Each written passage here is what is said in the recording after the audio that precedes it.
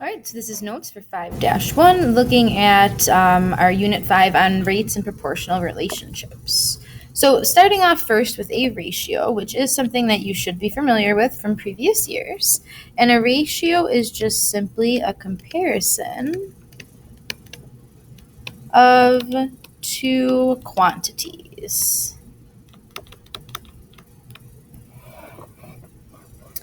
There are three different ways that we're familiar with to write ratios.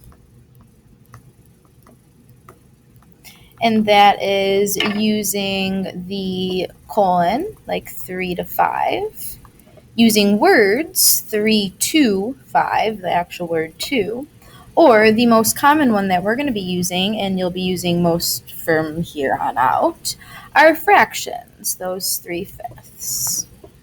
We'll be using this the most. I know everyone's super excited about that. Okay, so then similar to a ratio is then a rate. A rate is a ratio, but not every ratio is a rate. A rate is a comparison, is a ratio that compares, right? It's still comparing something because it's a ratio. It's just comparing two quantities that have different units of measure. So, for example, if you're talking about like a price, each book costs $1. Well, dollars are very different from counting the number of something, and that is a rate then. Rates are going to be specific because they're going to be something per something. There's going to be two units of measurement or two quantities. So let's do some examples.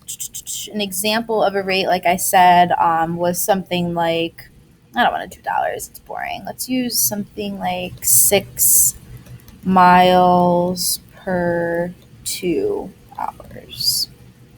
Or another example could be, we got 3 feet of snow in 2 hours. Good morning, thank you.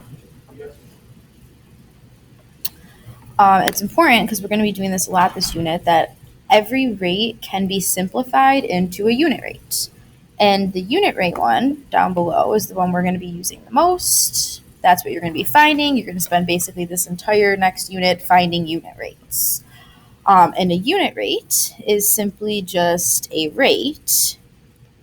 So remember, a rate is also a ratio. So a unit rate is a rate and a ratio all in one. It's a specific kind of ratio/rate. So it's a rate that, when simplified,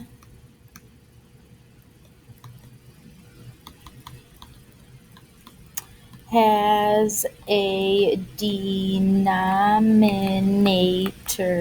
the bottom of that fraction, of 1. That's what makes the unit rates unique. It's per one, each something. Some examples of that.